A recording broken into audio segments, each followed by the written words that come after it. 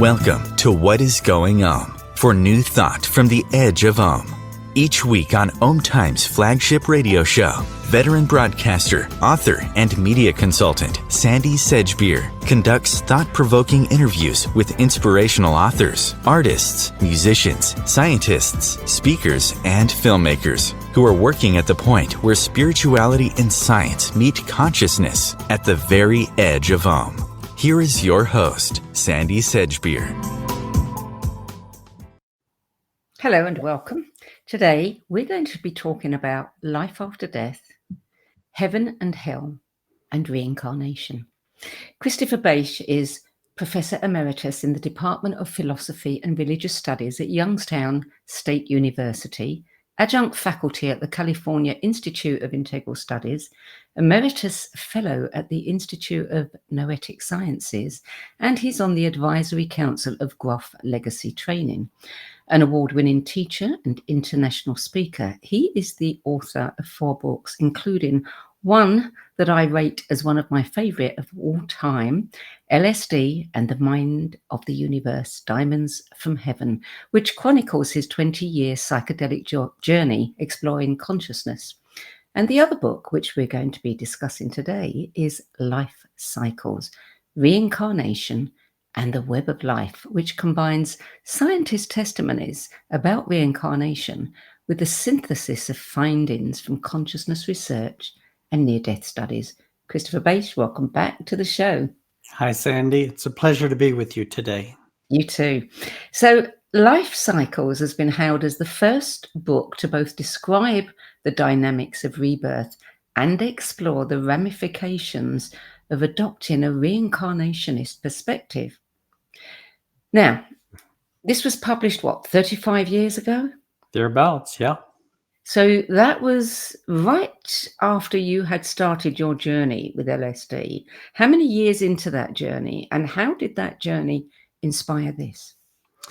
Well, I started my psychedelic work after 1 year, my first year of being an academic, and I worked for 4 years, and then I stopped for 6 years.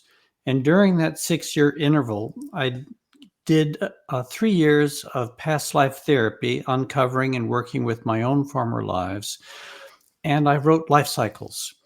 So my psychedelic work by that time had reached deeply enough that I had been given many personal insights into karma, the deeper cause and effect that underlies our lives. But at that time, I had not had personal experiences of my former lives in a psychedelic context. I had in a hypnotherapy context, but not a psychedelic context. But it really was my study of Ian Stevenson and then later other pioneers in the research documenting children and adults with validated, verified past lives memories that really became the foundation for my work in Lifecycles. Yeah, I mean, you shared a few of those stories, which I have, read before, and they're absolutely fascinating because the whole circumstances, there's just so much evidence there that, you really can't question it. One of them that really interested me was the child who you mentioned, Dr. Helen Wambach, who had a patient, a 5-year-old girl who rejected human contact and withdrew into childhood autism. But somehow she demonstrated mathematical and reading skills, which she had not been taught.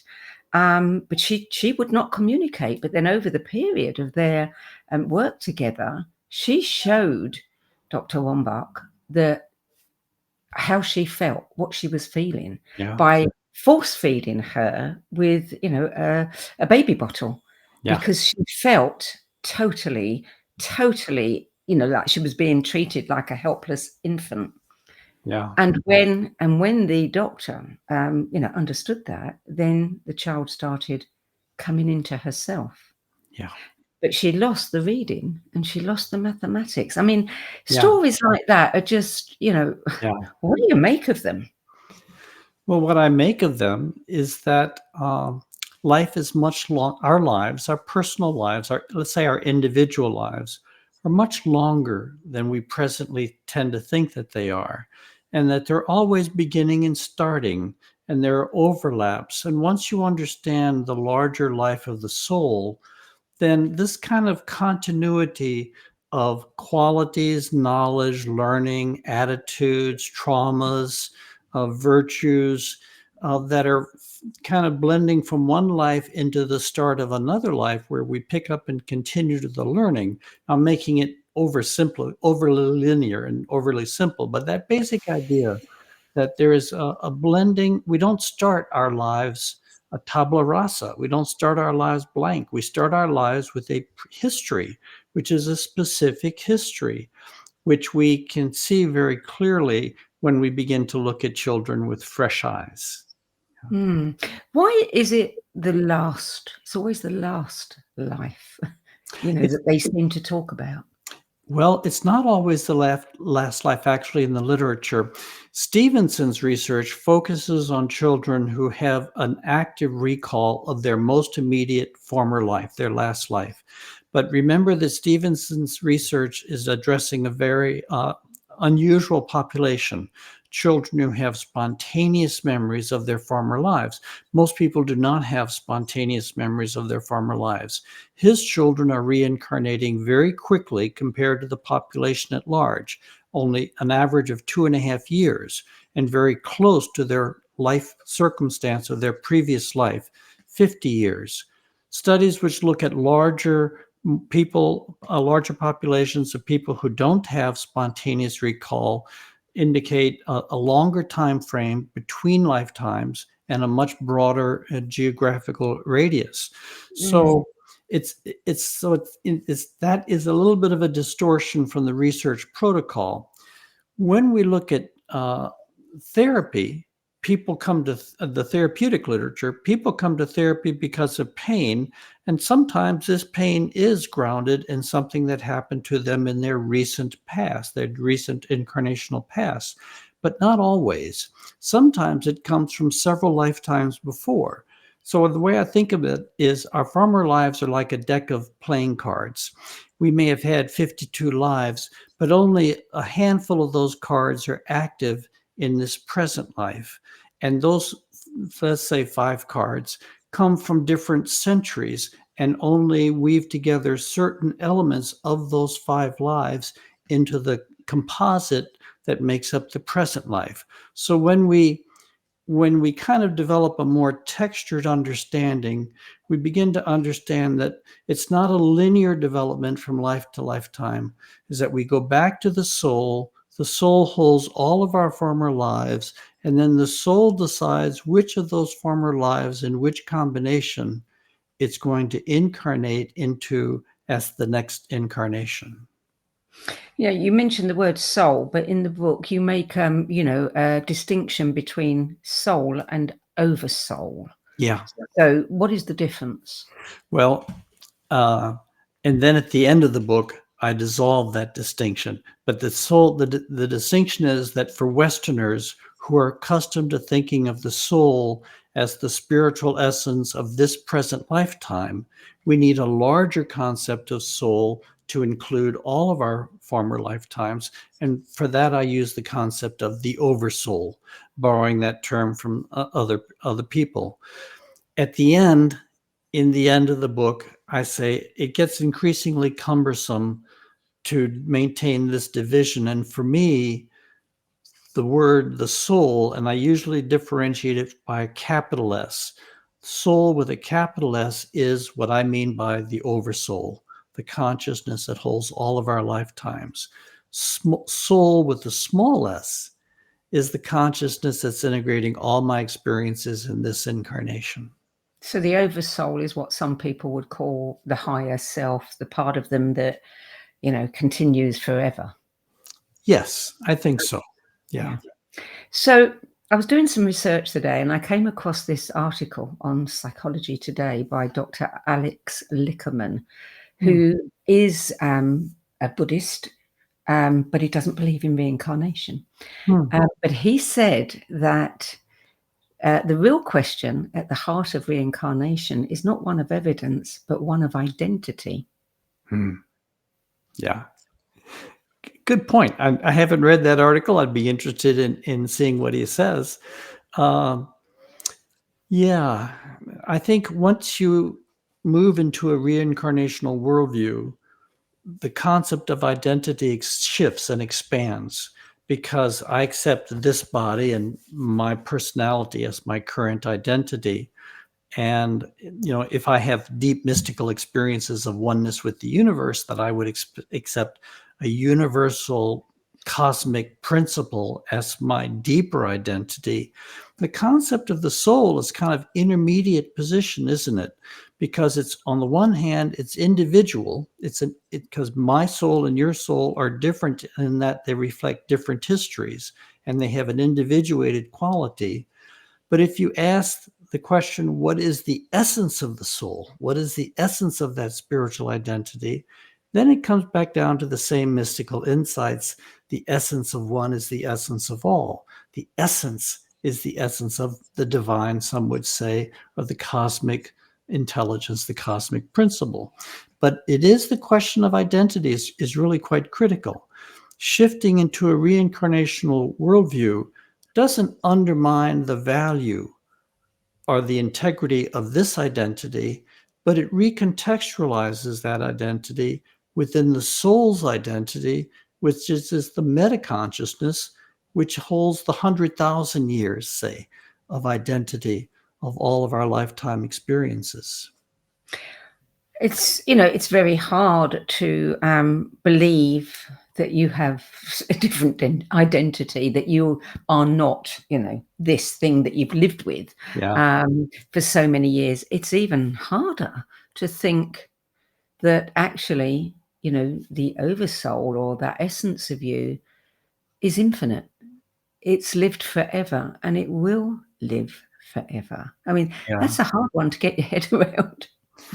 Well, it's hard in the beginning, but it gets easier with practice, both intellectual practice, but particularly with experiential practice and experiential access. It's one thing to be intellectually convinced by the evidence that reincarnation is a principle operating in life. And then when you begin to look at life through that lens, a lot of things begin to make sense, which didn't make sense before, and that deepens one's sense of opening to that.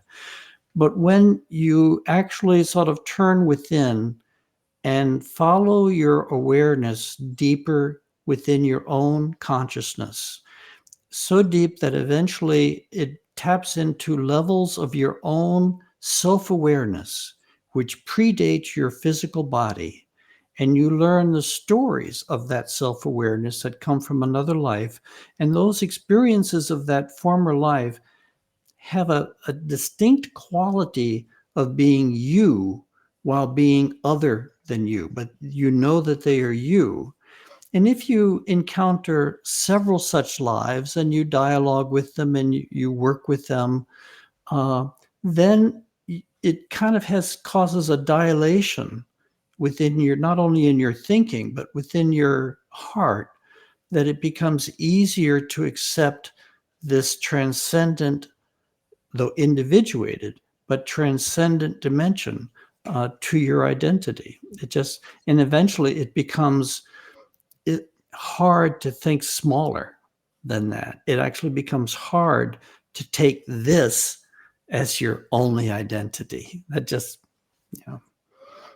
I'm going to ask you some questions, some of the most common questions that crop up with this subject. And, the first one is, why do we reincarnate? Well, to learn, to grow, to become more than we are.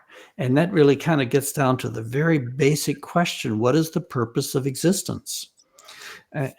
If we think we don't reincarnate, if we only live one lifetime, then if there is a purpose to existence, it must be something that can be realized within however many years we have in one lifetime.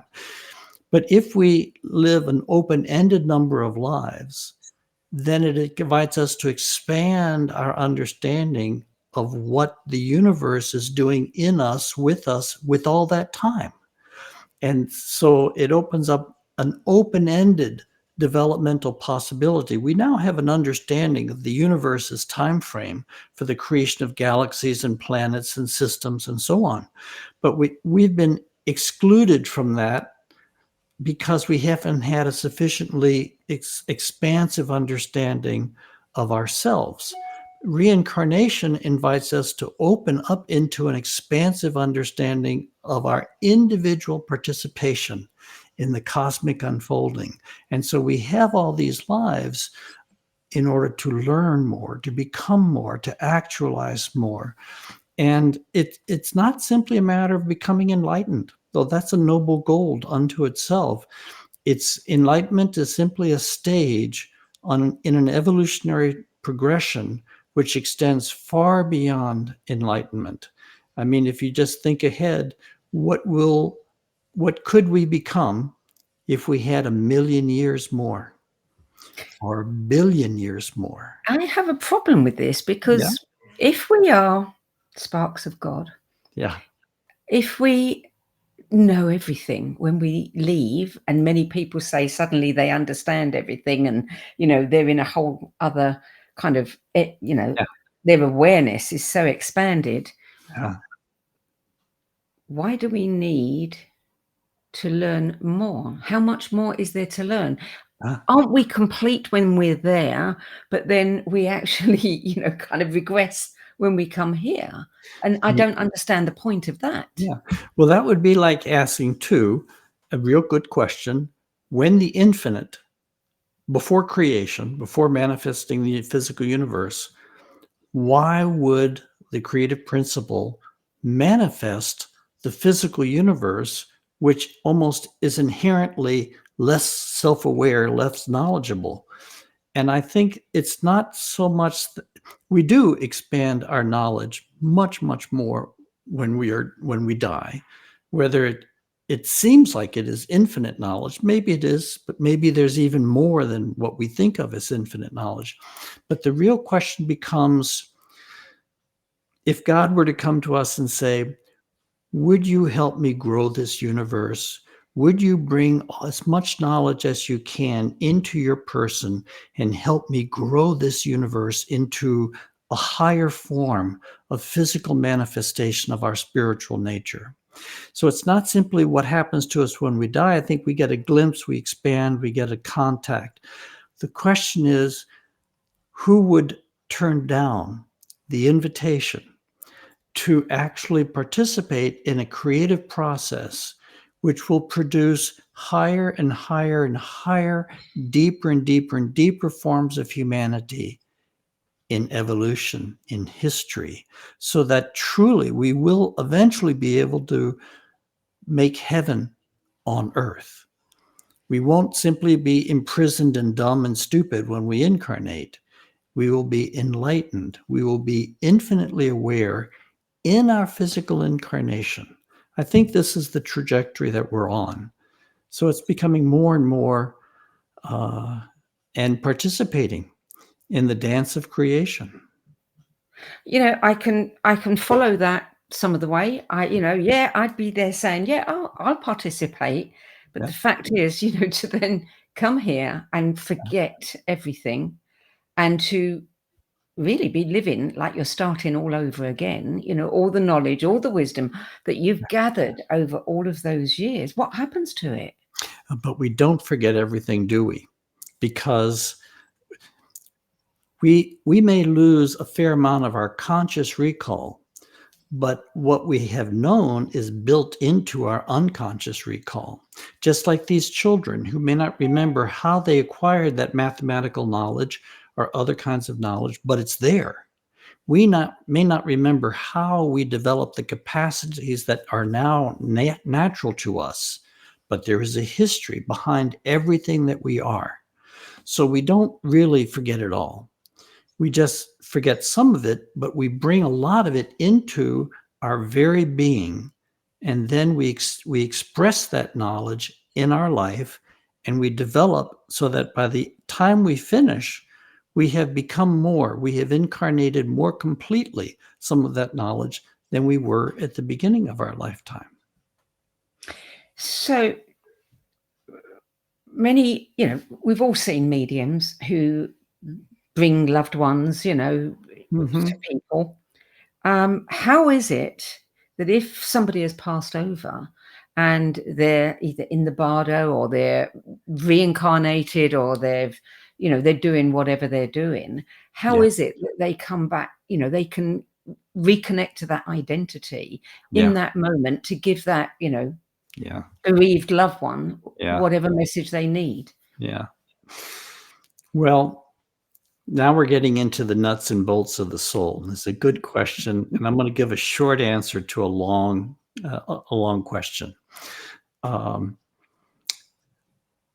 This is an ideal scenario, but a not uncommon scenario. I think when we die, we return to the soul, and after a transitional period where we evaluate our past life, and we evaluate what went right, what went wrong, and we assimilate that learning, we return to the soul, and we begin to naturally exchange what we might think of as our small identity for our large identity, our 100-year identity for a 100,000-year identity, so that Chris Bache no longer lives just as Chris Bache, but is restored to the total knowledge of my soul. Now, let's say my father died when I was 18, okay? So when I die, I may want to see my dad. And if I get the opportunity to see my dad, whether or not his soul has incarnated an aspect of him in a subsequent incarnation, I think it works something like this. When my being wants to meet my dad, his soul comes to me, but manifesting the front image of that soul would be the being that I had known him as, which would be my father. So Chris Bache would meet his father. But soon, before too long, it would be a matter of soul to soul. So Chris Bache's soul would be meeting my father's soul, and we would be having a much deeper conversation than simply Chris Bache speaking to his father. Now we're having a cosmic conversation. Now, I think the mediums can contact people who are discarnate, but that we should be careful before we infer that the form in which the medium encounters them is the form in which they are truly existing in their post-death state. I think a lot of our fascination and compulsion even to communicate with those who have died in the form in which we knew them reflects a limited understanding of what happens to us when we die. And it tends to reflect a Western understanding that when we die, we are judged and we go to heaven or hell or purgatory or some level of the bardo. And it's a pretty short-term concept. I am not particularly interested in communicating to my father as I knew him, when there's so much more could take place in our exchange. So, in a sense, the soul of the person that comes through for somebody is, in a way, doing something with compassion, and they're just stepping into Yeah, they're wearing the out of garment. compassion, Yeah, the presence of that this person had known them as, and yeah. communicating to that person through that persona. But that persona isn't necessarily who they truly are now. Another common question is, and until I read this book, I didn't know how to answer it. Is well, how can there be reincarnation? There's far more people on the planet now than there were, 1,000 years ago. Yeah. Yeah. Well, I'll answer with an analogy, start there. If you were at a university and the university had 6,000 students and you never left campus, you lived on campus, and there was a rhythm every semester, there were fewer people that went home, and then every semester they came back. But over a few years, you would notice that the population of the campus is getting bigger. And you might wonder, where are all these extra people coming from? But of course, they're coming from a town outside of campus, which is a much, much larger town than the number of people on campus. And I think it's like that with reincarnation. We have no reason for believing that the number of souls available to incarnate is finite or that it's small, and that all of them were present at some early point in Earth's evolutionary history, and therefore we have to explain where all the extra souls are coming from. Perhaps there are billions of souls in line waiting to take up positions as positions become available in the Earth School. We have no reason for believing that the number of souls is finite or that they were all present on Earth in the beginning. So we just have to, the invitation here is to open up to understanding that the spiritual universe is many, many times larger than the physical universe. Robert Monroe, his work in out-of-body work in the Monroe Institute, emphasizes over and over. The physical universe is a small slice of reality. Most of reality is spiritual. But wasn't it Robert Monroe who also said that some humans evolved from higher animals?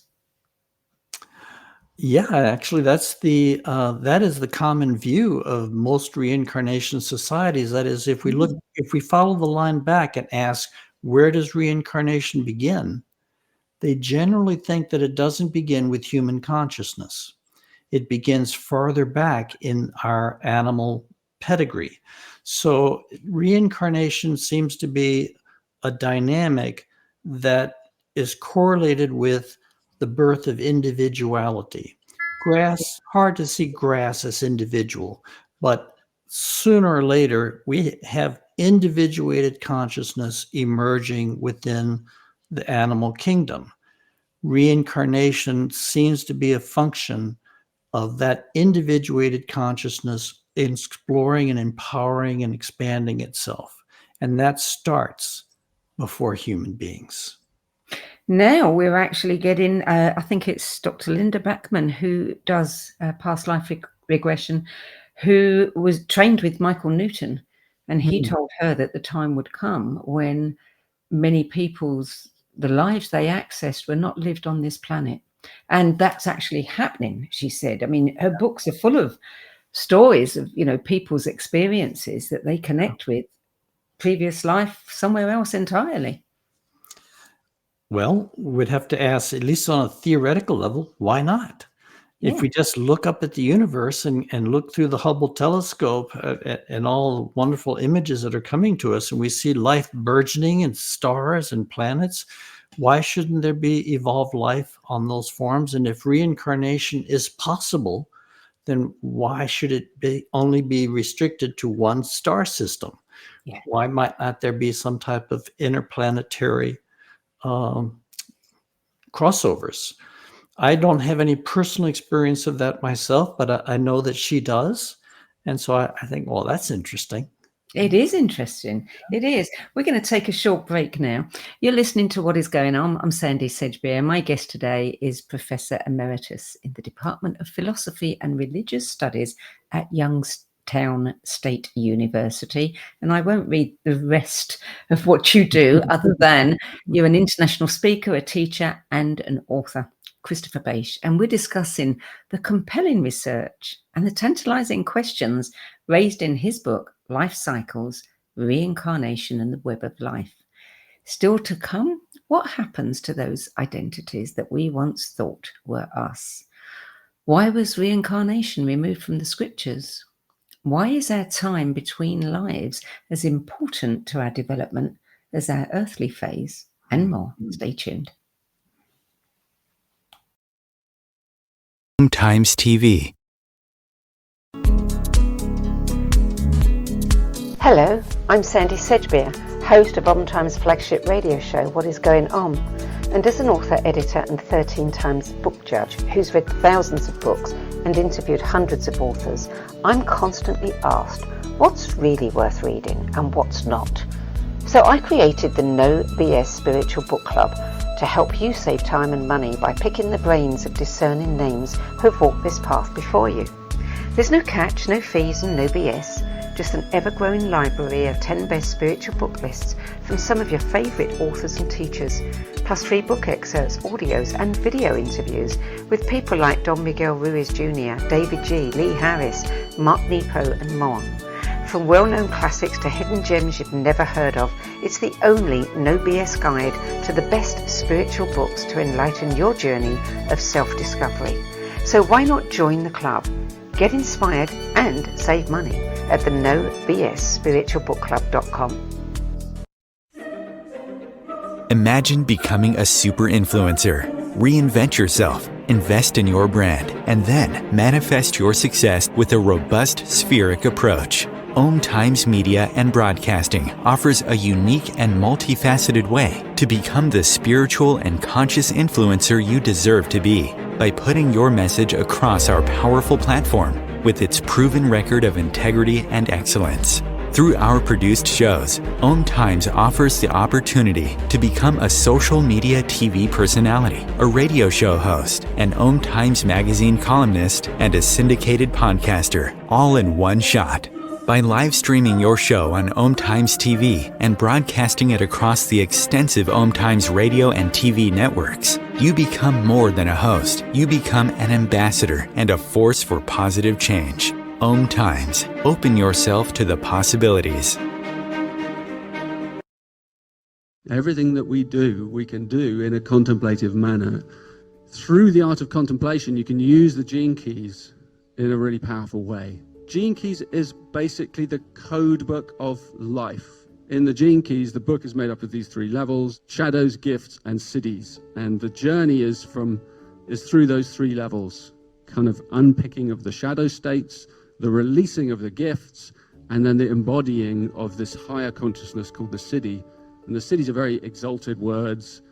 And it's not like we kind of suddenly are all these exalted Christ-like beings, but we have flashes and illuminations along the journey. And the more we get stuck into the journey, the more illumination comes to us, because the more we're releasing the light from in these codes inside our DNA. So all those revelations are inside us. So the contemplative way is the inner way.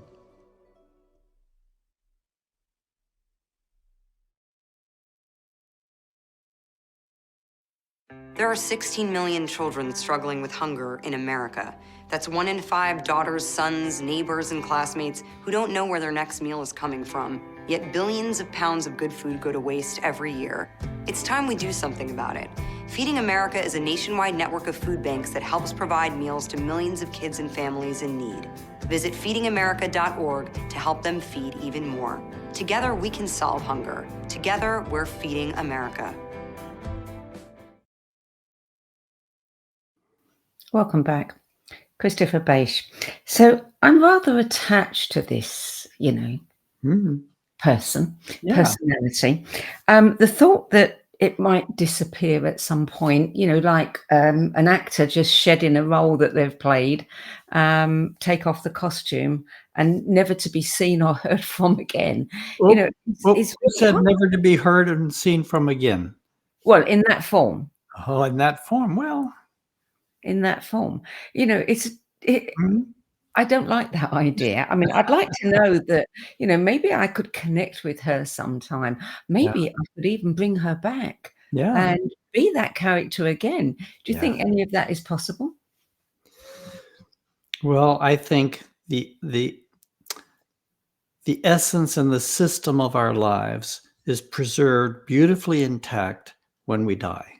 We take with us not only all of our memories, but we take with us a living and vivid version of the experiences that we had on Earth in Technicolor and stereo, as the near-death episode experiences have shown us. When they relive their life, they relive it in much, much more detail than they were ever remember having it in the first place. So not only do we continue perfectly intact, but we continue in this super saturated version of ourselves. And all of that is taken forward. All of that is brought into the soul. And the soul can crystallize its larger consciousness in any of its forms, or it can actualize all of their integrated consciousness into a singular integrated form. And in the end,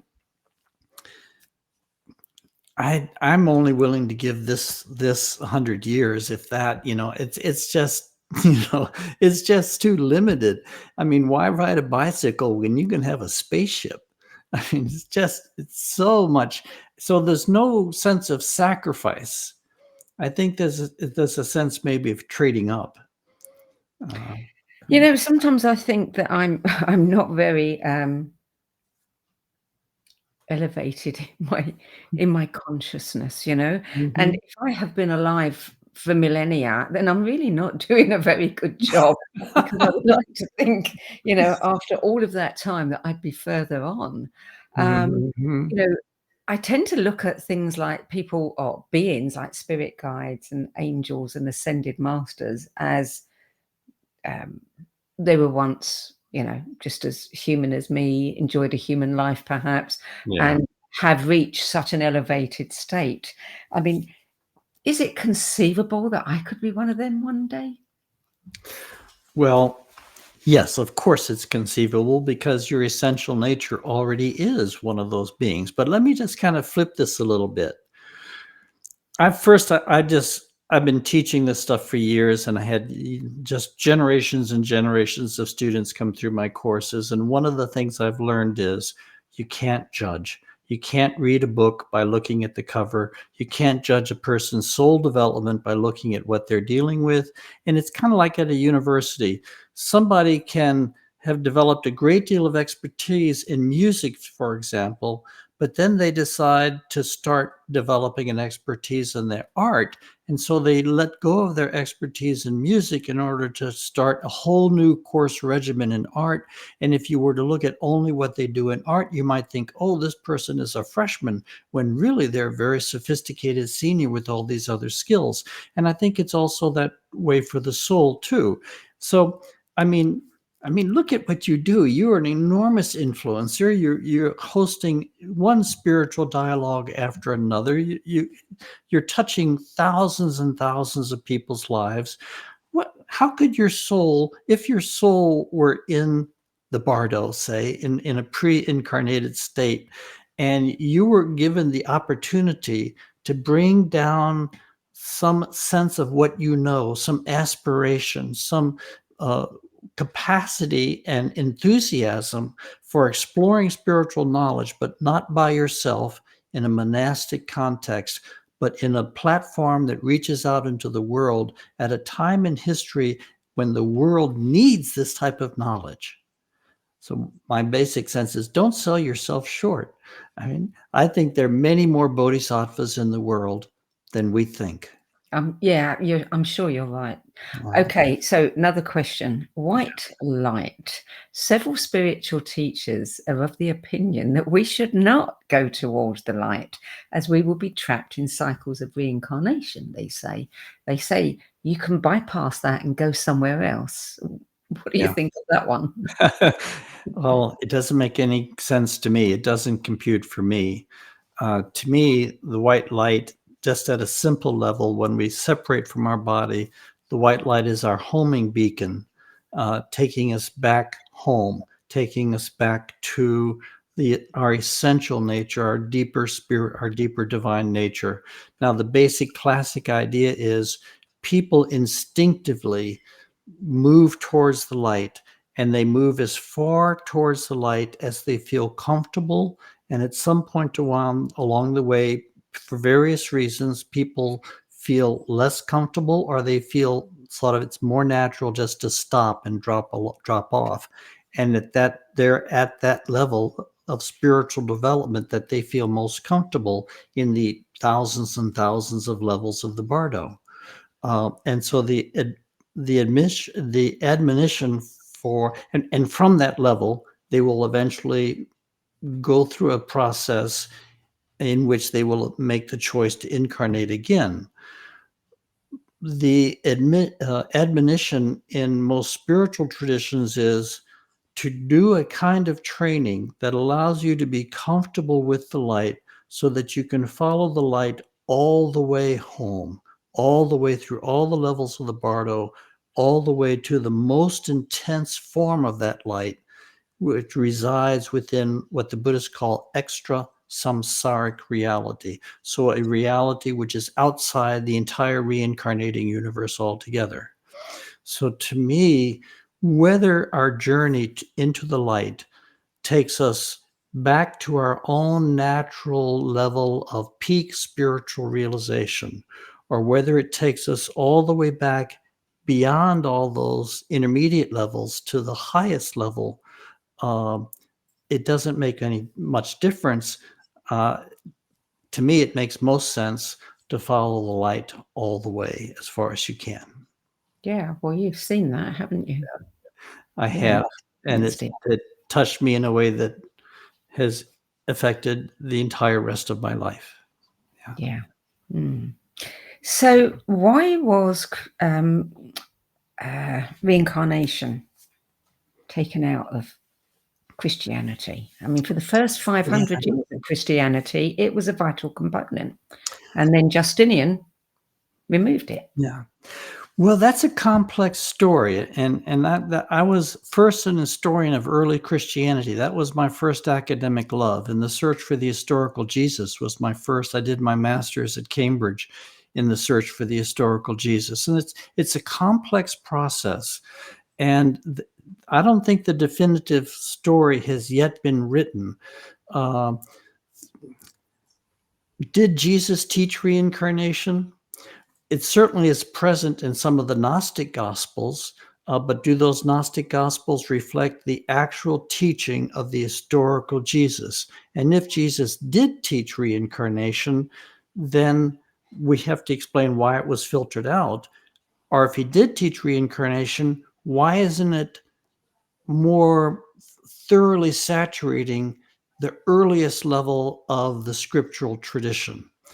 However we answer those, and we don't have the time to answer those today, it clearly is the case that there were multiple variations of Christianity in the early centuries, and some of those variations taught reincarnation, and they also taught the empowerment of women, that women should have clerical capacities and responsibilities, so on and so forth, and both of those elements were filtered out of the tradition.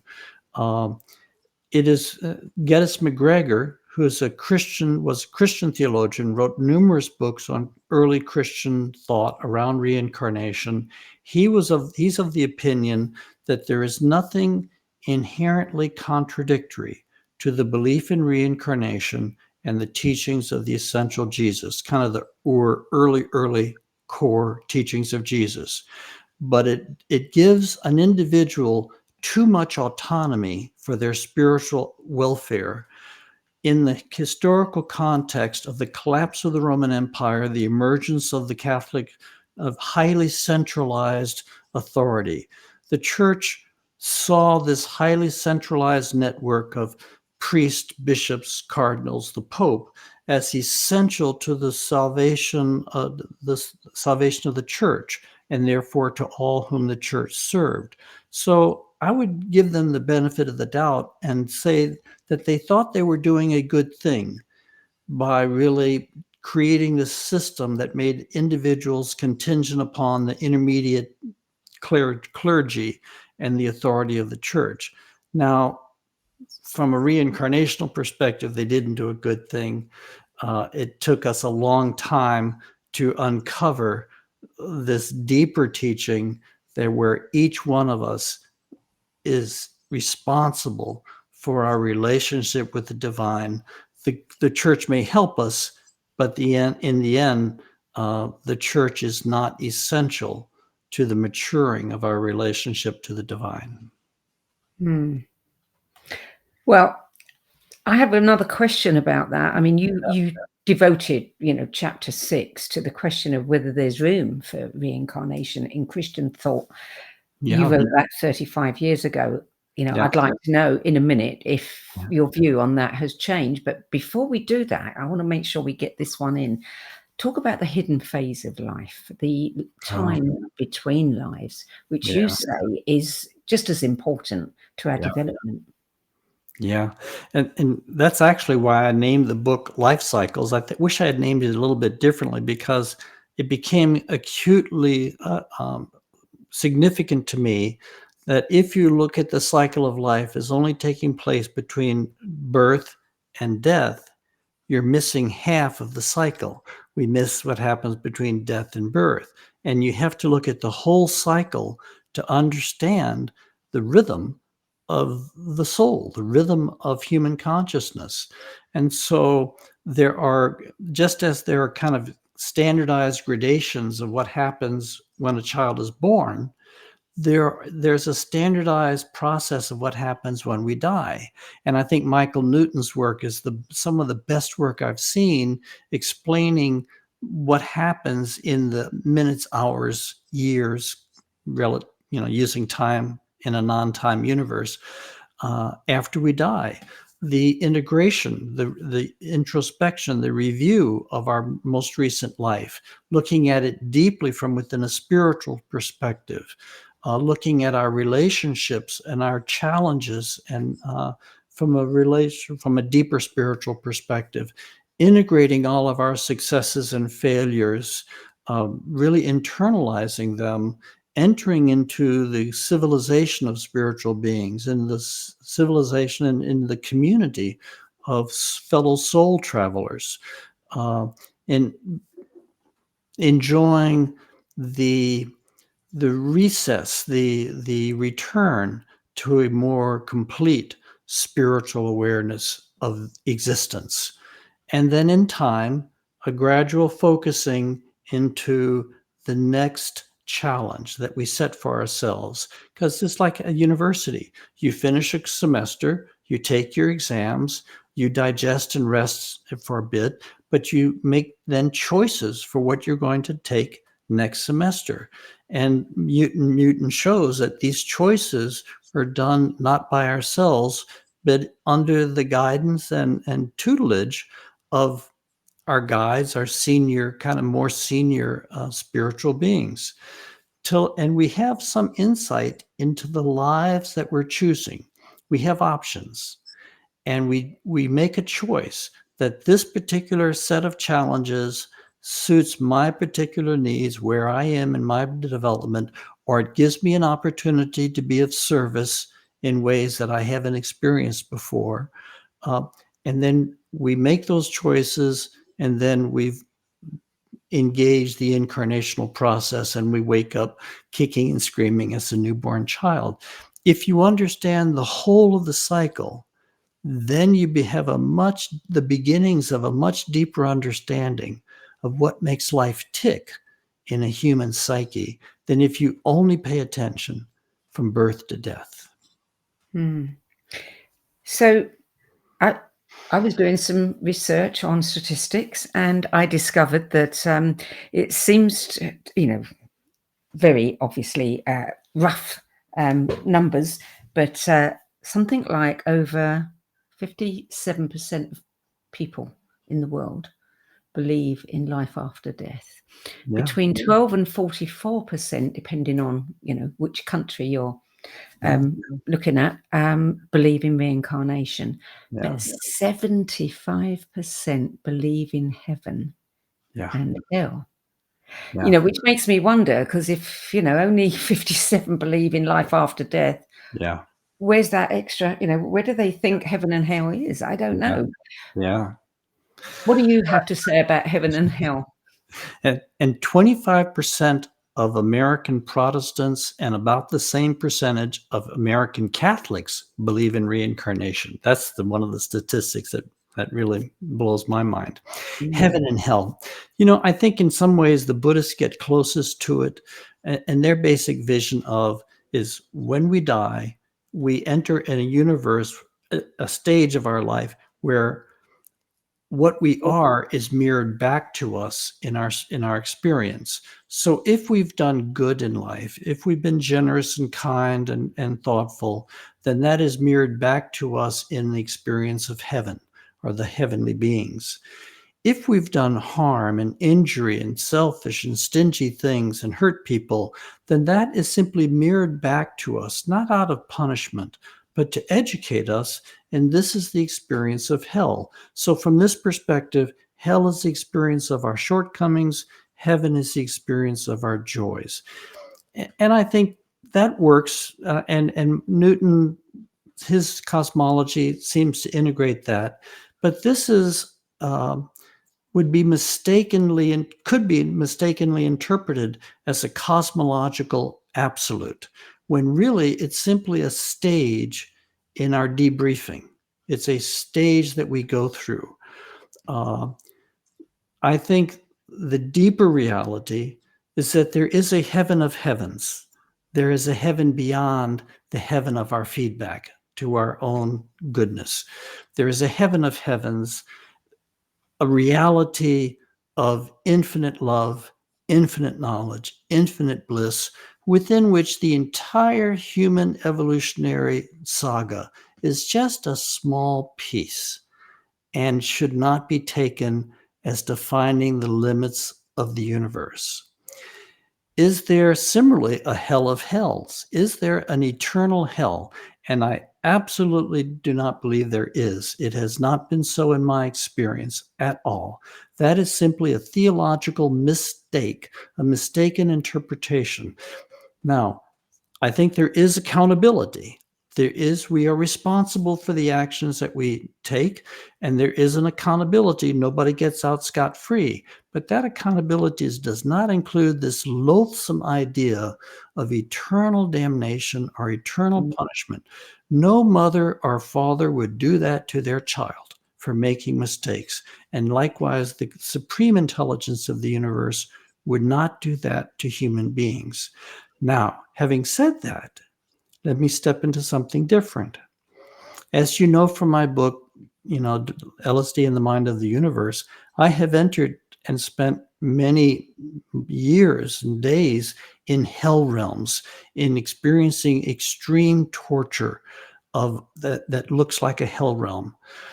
And my understanding eventually of this is this. Just as my individual psyche retains all my individual memories, both good ones and traumatic ones, there is a consciousness of the human species which retains all of its memories and processes all of those memories in a central psychological condition, what Jung called the collective unconscious. And that means all the terrible things that human beings have done to each other, all the wars, all the horrors, and all the injustices, and all the rapes and the pillaging, to the extent that those have not been clarified or healed or removed, they become part of the collective torment, the collective shadow of humanity. So you might say that within the human psyche, there are clusters of memories that have a hellish quality. But that doesn't mean that there is a cosmological state of being of hell, because just as individuals have bad experiences that they can then clear from their system, the human species can have terrible trauma, which it is in the process of clearing from its system. Okay? And I think that in the early church, maybe some of the people who had contact with these collective hellish realms mistakenly interpreted them to as a cosmological principle of eternal hell. Well, we've got about 4 minutes left, less than that. Quickly go back to this question whether there is room for reincarnation in Christian thought. You say that it would only take a small... Yeah. I think, of course, traditional Christianity would say, no, there's no room for it whatsoever, one life, eternal hell.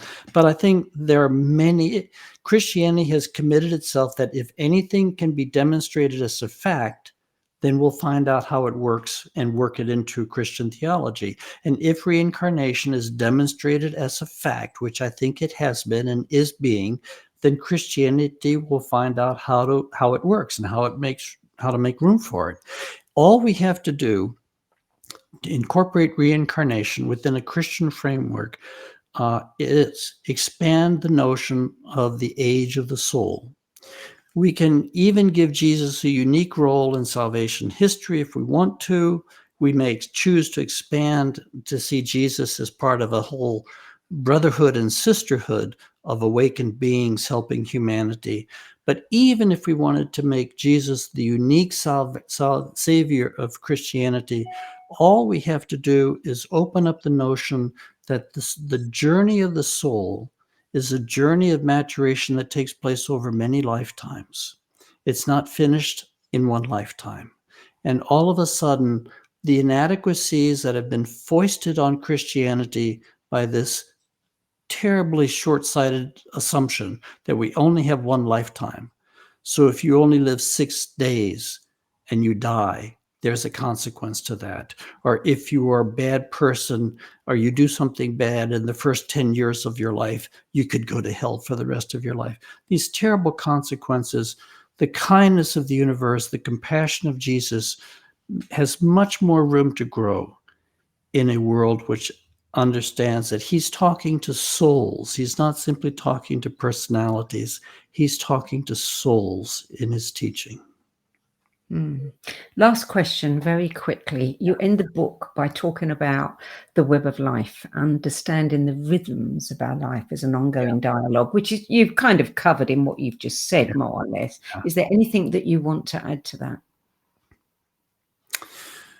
I've lived in the reincarnational worldview so long, and I've taught it and talked with people and listened to their stories and processes people's life experience, that it is so natural to me to understand the uniqueness of every soul and the uniqueness of every incarnation and the complex background web between lives and circumstances, that to see life in the old way, what I used to see it in this kind of silo way, is completely unnatural, intellectually and spiritually untenable, and spiritually unnourishing. So to me, reincarnation doesn't answer all our questions, but it is the beginning of deeper and deeper and deeper questions and deeper answers, which brings a true richness and deep satisfaction to the life process. It takes out this terrible horror of a good God who's Chris, loving. I think I'm going to have to cut you there. It looks like we've gone over time. Okay. I am so sorry, but That's okay. what can I say? You know, talking to you is always fascinating. Christopher Bache, thank you so much for joining us today. Thank you, Sandie. So Lifecycles, Reincarnation and the Web of Life is still available in paperback format. And for more information about LSD and the Mind of the Universe and Chris's other books, articles and events, visit his website, chrisbache.com. That's it for this week. I'll be back at the same time next week with another What is Going On. Till then, it's goodbye from me, and thank you again to Chris Bache. Thank you, Sandie.